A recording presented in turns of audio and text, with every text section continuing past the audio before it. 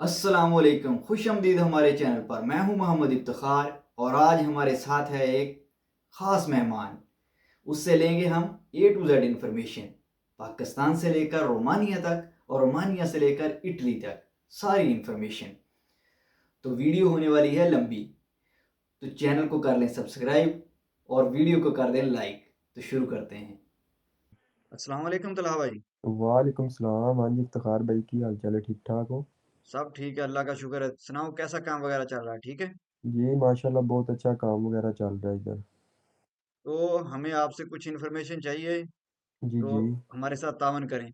जी जी। मैं मैं आपसे पूछना चाहता हूँ कि रोमानिया की वीज़ा प्रोसेसिंग में कितने आपका टाइम लग गया था? कितने महीने लगे वीज़ा लगने में?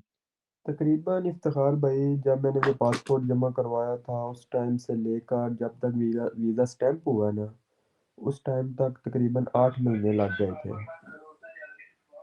तो 8 महीने जो नॉर्मल है, इतना टाइम लगता है या इससे कम ज़्यादा भी हो जाता है? इफ्तिखार भाई, बात पता है क्या है, तकरीबन इससे कम ही टाइम लगता है। तकरीबन 15-15 दिन के अंदर भी लोगों के वर्क परमिट आए हैं। तो फिर आपका क्यों इतना ज़्यादा 8 महीने क्यों लगे? इस वजह से 8 महीने लगे कि एक दफ़ा मैंने ट्राई दी थी, वो फेल हो गई थी। ठीक है, फिर दोबारा ट्राई दी, इसके बाद फिर दोबारा जो है ना वीज़ा लगा था।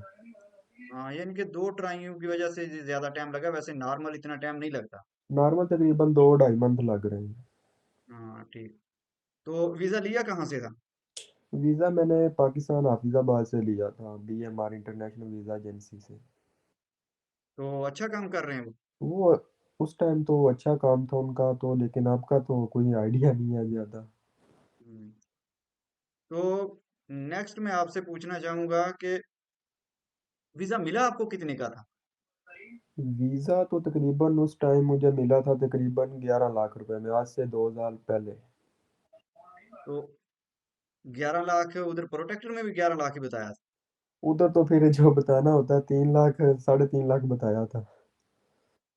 11 लाख दे के 3.5 लाख उधर बताया कि 3.5 लाख का वीजा लिया है। ये था कभी वीज़ा जो लेना था इसलिए।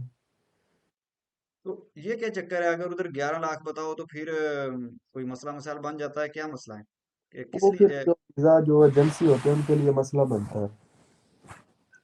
हाँ, यानी कि बताना उधर 3.5 लाख है और जी। देना 11 या 12, इतना अभी कितना रेट चल रहा है? अभी तो तकरीबन 6,500 तकरीबन चल रहा है, 6,500 यूरो ले रहे हैं पाकिस्तान में। हाँ, काफी अच्छी खासी रकम, मेरे ख्याल में कोई कितने लाख बन जाता होगा, कोई आइडिया है? तकरीबन 6 20 लाख रुपया बन जाता है, 20-21 लाख। हम्म। तो नेक्स्ट है हमारा आपसे क्वेश्चन कि आपकी पहली कंपनी कौन सी थी? किस कंपनी में आपने काम किया जो उधर से आए, जिस पे पहली दफा वीजा जो था जिस मेरी कंपनी का? पहली कंपनी थी ना, वो रोमानिया बुखारेस्ट में थी, अल्कोहल कोकनस SRL। तो उसमें कितने महीने काम किया? एक्सट्रैक्शन की कंपनी थी उधर। हमने तकरीबन 2 महीने जो है ना, ज़्यादा 2 महीने भी नहीं, मैं रहा तकरीबन 1 महीना मैं रोमानिया में स्टे किया था। हाँ। तो कंपनी अच्छी थी? कंपनी बस ठीक ही थी। काम उनके पास नहीं था और किसी के पास उन्होंने काम लगवाया था। तो तो फिर आप इटली जाने का फैसला क्यों किया? इटली में क्यों? इटली जाने का फैसला पाकिस्तान से किया था कि इटली जाके ही रहना है। रोमानिया जाएंगे उधर से फिर आगे चले जाएंगे। अगर रोमानिया में काम अच्छा होता तो इटली नहीं आना था। यानी जिस कंपनी में पहली में आए उसमें काम अच्छा ना होने की वजह से इटली में इटली। हाँ। तो सैलरी कितनी थी पहली कंपनी में?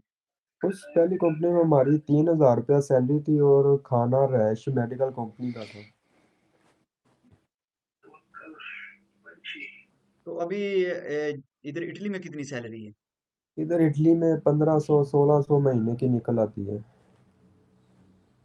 अच्छा, 1500-1600 इधर कमा लेते हो महीने के जी। यूरो? जी यूरो। तो पाकिस्तानी तो आप कितने बन जाते हैं पाकिस्तानी? पाकिस्तानी तकरीबन 1,000 का अभी तो जो रेट चल रहा है उसके हिसाब से 3 लाख से ऊपर, 3,08,000 10,000 का भी बन जाता है 1,000 का। हाँ, अभी तो मजे में है ना। हाँ। अल्हम्दुलिल्लाह।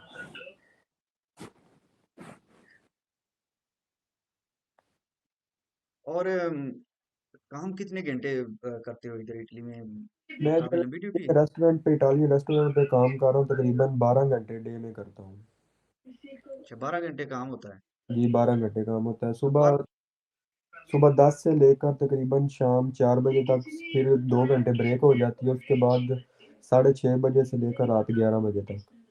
तो काम काफी मुश्किल है। ईज़ी है, इतना मुश्किल नहीं है। गर्मी का दो होते हैं ना 2-3 महीने, 7वाँ 8वाँ और 9वाँ, ये 3 महीने हमारे पास ज़्यादा काम होता है, क्योंकि हमारा जो एरिया है ना, ये सारा समंदर का एरिया है। तो कंपनी ने रिहाइश वगैरह कंपनी ने दी है? मजीद इंफॉर्मेशन चाहते हो कि यार आप इधर से रोमानिया से इटली कैसे पहुंचे? ये तो, और पहुंचे भी 1 महीने के अंदर अंदर, तो कैसे इतनी जल्दी उधर चले गए? मैं रोमानिया आया था तकरीबन 5वें महीने की 23 तारीख को, 2022 में। अच्छा। तो तकरीबन 1 मंथ मैंने स्टे किया इधर रोमानिया में, काम वगैरह को थोड़ा बहुत किया था। तो उसके बाद फिर उधर गुज़ारा नहीं था होता, तो इरादा किया कि आगे जाने का। जब पाकिस्तान से आए थे, तो तभी उस टाइम ये इरादा था कि आगे इटली जाना है। अच्छा। तो उधर से फिर किसी एजेंट के साथ रब्ता किया, फिर उसने हमें उधर रोमानिया से ही जो है ना ट्राले में बिठाया, फिर उधर से ऑस्ट्रिया पहुँचे, ऑस्ट्रिया पुलिस ने पकड़ लिया, फिर 1 दिन उधर रहे, उसके बाद फिर हम बाय ट्रेन इटली आ गए। वो क्या कहते हैं पंजाबी में, को ठुड्डे शुड्डे मारे उन्होंने पुलिस वालों ने? नहीं, नहीं, ठुड्डे वगैरह नहीं मारे, वो बहुत इज़्ज़त करते हैं, आपको खाना वगैरह देंगे, पानी देंगे, सब कुछ देते हैं। तो मैंने तो एक दो वीडियो देखी थी, वो दिखा रहे थे कि शायद ये पकड़ लिया पुलिस ने लोगों को, और इधर हंगरी वगैरह में और लोगों उनको मारा, उनकी आंखें वगैरह फूटी हुई थी, इस तरह का वो मसला था। ये फिर झूठी है बातें? इफ्तिखार भाई, जो हंगरी की पुलिस है उसका तो कोई इन्फॉर्मेशन नहीं है, जो जिधर जिधर हम आए हैं ना, लेकिन हंगरी भी शेंजन कंट्री में आता है। तो उधर इस तरह का मसला बन जाता है? नहीं, नहीं, ऐसा मसला तो कोई नहीं, मैंने तो सुना भी था कोई। तो आपको कितने दिन लगे थे इधर से उधर जाते हुए? तो रास्ते में दो कितने दिन हुए थे? 2 दिन में मैं रोमानिया से इटली पहुंच गया था। अस्सलाम वालेकुम। हाँ, यानी जी, 2 दिन का सफर किया आपने उधर। जी। तो अभी इधर खुश हो, सब ठीक है, जबरदस्त है? बहुत शुक्र अल्लाह का। तो जो नए लोग इधर अब इटली में आना चाहते हैं, तो उनको आप क्या सलाह दोगे? कोई ऐसी वैसी कोई आपके ज़हन में हो कि ये उनको करना चाहिए, लेके आना चाहिए, या फिर किस तरह से सफ़र करना चाहिए? कुछ भी एडवाइस नहीं, दोगे? अगर उनको वीज़ा मिले किसी भी कंट्री का, जो यूरोपीय यूनियन के, आना चाहिए उनको, क्योंकि इधर रोज़गार मिलता, पाकिस्तान में बेरोज़गारी बहुत ज़्यादा है। हम्म। तो इधर एक बंदा आके काम करे तो अपनी पूरी फैमिली का जो है ना निज़ाम चला सकता है। जी, जी। हम्म। हाँ, ये तो है कि जैसे आपने बताया कि जी। kiतने यूरो आपने सैलरी बताई? मेरी 1600 यूरो जो है ना महीने की 1500-1600 निकल आती है।